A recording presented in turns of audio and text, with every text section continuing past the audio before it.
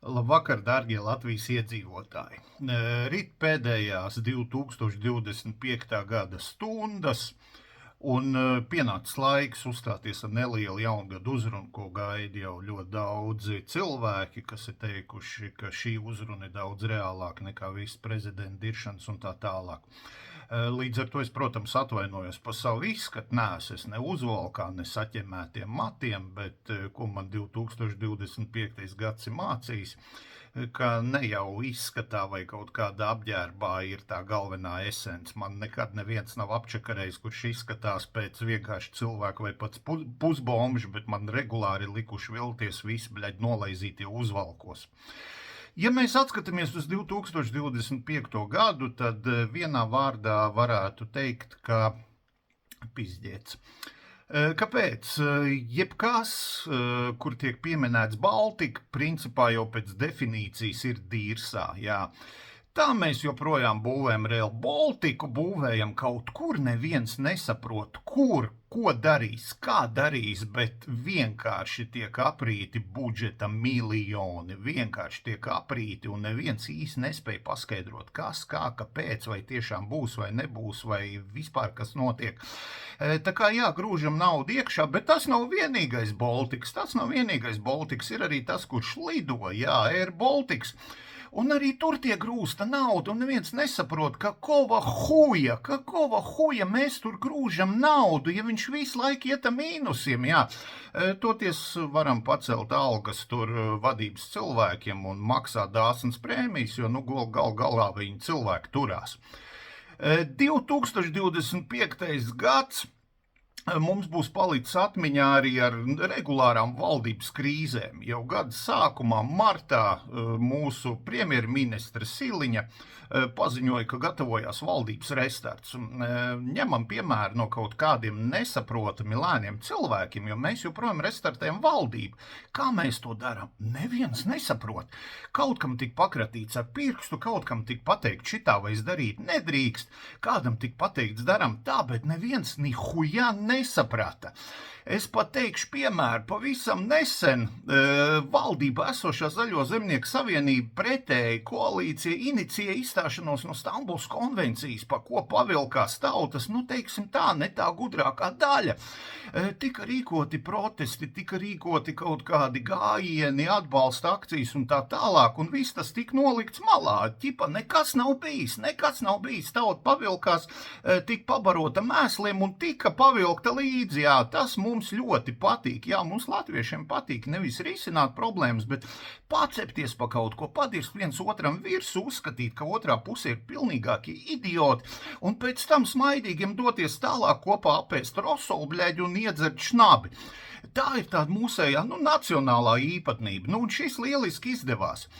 Neviens nedevās protestā pēc kaut kāda jaunā budžeta pieņemšanas, pēc kaut kādām neiedzībām vai vēl kaut kur. Tur viss mums ir zajebīs, tur mēs protestēt neiesim. Mēs pavilksimies pa kaut kādu Stambulas konvenciju, kas nenormāli kaut ko ietekmē, jā, aizsargā sievietes, aizsargā mazāk, teiksim tā, nodrošinātos, mazāk aizsargātos cilvēks, bet patiesībā tā ir totālākā plikā huiņa. Bet par to mēs varam pacepties un varbūt pat pacepsimies komentāros. Jā, runājot par 2026. gadu, jau 25. gads mums iezīmēja to, ka mēs turpināsim dzīvot pār saviem līdzekļiem. Jā, tātad tik pieņemts budžets atkal ar deficītu un mūsu budžeta aizdevumu, mūsu miljardi, ko mēs esam parādā, viņi zina kam, turpina pieaugt. Jā, mēs nedzīvosim pēc, kā saka, saviem ienākumiem, nedzīvosim pēc tā, ko mēs varam atļauties. Mēs mauksim mīnusā, jo savādāk valdība noturēties nevar. Jā, pēc tam mūs neievēlēs. Tad jau redzēsim, tad jau kādam nākamajam tie sūdi būs jāstreb. Un nākamais 2026. gads mums tieši nāk ar jaunām Saeimas vēlēšanām. Ko mēs tur savēlēsim? Es uzreiz varu pateikt, ka tur būs huiņa jebkurā gadījumā, tāpēc, ka joprojām būs dalbajobi, kas vēl pa jauno vienotību progresīvajiem, otrā pusē dalbajobi, kas vēl pa šleseri, jā, un tādiem normāliem spēkiem, ko nēda, vai mēs pa šitajiem, jo tie teica, ka tie ir idioti, un mēs atkal pa tiem, jo tie teica, ka idioti. Un turpināsim, gan jau mums pametīs kādu kauliņu, pa ko paplēsties. par ko padirsties savā starpā un novērst uzmanību no patiesajām problēmām. Tātad, ja man jārezumē 2025. gads, kā bija domāts, kā bija prognozēts, bija huīņa. Totālākā huīņa. Es atvainojos, ja šito uzrunu skatās arī kāds bērns. Es varu paskaidrot, huīņa tāds vārds, kad viss ir ļoti, ļoti slikti. Protams, bija arī kaut kas gaišs. Nevar viennozīmīgi norakstīt šo gadu. Nevar viennozīmīgi. Bija skolēnu dziesmu un deju svētki, kas mums palikuši atmiņā ar to vienotības sajūtu, ar to, ko mēs gribētu lepoties, ar to, ko mēs lepojamies, ar tautas kultūras mantojumu un mūsu kopā būšanas prieku. Palicis atmiņā arī Eirobaskets, kas notika Rīgā, neskatoties uz mūsējo, teiksim tā, diezgan sūdīgo sniegumu. Visumā es varu teikt, ka svētki bija izdevušies, bija kolosālas basketbola emocijas, viss bija izdevies. Te pašā laikā pavisam nesen vēl mūsu pludmales volejbolists uzvarēja pasaules kausā pludmales volejbolā. Līdz ar to, jā, ir lietas, ir vietas, par ko mums ir lepoties un jālepojas, jo tik daudz patiesībā mums nav.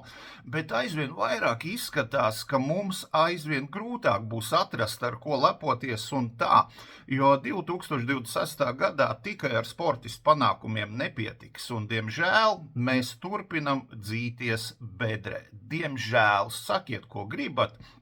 Tur nav jāpiesauc ne kaut kāds austrumu kaimiņš, tur nav jāpiesauc arī ne kaut kāda tur vispārējā situācija pasaulē. Tur ir jāpiesauc mūsu valdībā esošo cilvēku tupums. Piedodiet par tiešumu. Kāds apstrīdiet, ka tā nav.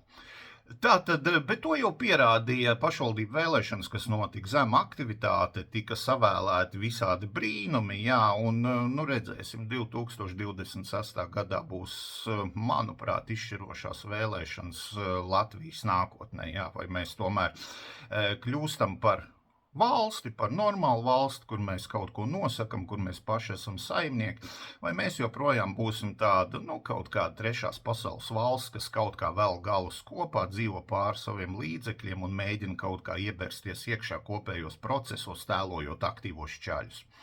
Līdz ar to, dārgie draugi, nākamais ugunīgā zirga gads pēc ķīniešu kalendāra ir pilnīgi pie dīrsas. Tas varētu būt arī guļošā truša gads vai, vemjošā pitona gads. Pilnīgi pie dīrsas. Ja kāds vēl paralēls ar to, tad, kā saka, cerība muļķi mierinājums. Tāpēc, dārgie draugi, es tomēr novēlēšu mums visiem gudrību, sirdsgudrību, novēlēšu Latvijai ilgu mūžu, jo tas ir mūsu mājas, un tas, ka mūsu mamma ir slima, nenozīmē, ka viņa ir sūdīga, jā, jo šobrīd mums tā mamma ir jāārstē visiem kopā, jā, nevis jāsaka, cik mamma ir sūdīga, jā, un kaut viņa ātrāk nolikt karot. Tā kā, lai visiem pietiek sirdsgudrības, lai visiem pietiek prāta, izpalīdzības, draudzības un tā tālāk. Un ko es gribu teikt, ņemot vērā šo gadu, es domāju, ka Mežezaru bezalkoholisko mēs varam nolikt mierīgi maliņā. Un es nepacelšu arī šampaniešu glāzi, jā, es vienkārši ņēmu šito un eju pistogu, jo savādāk šito panest nevar. Laimīgi visiem 2026. gadu!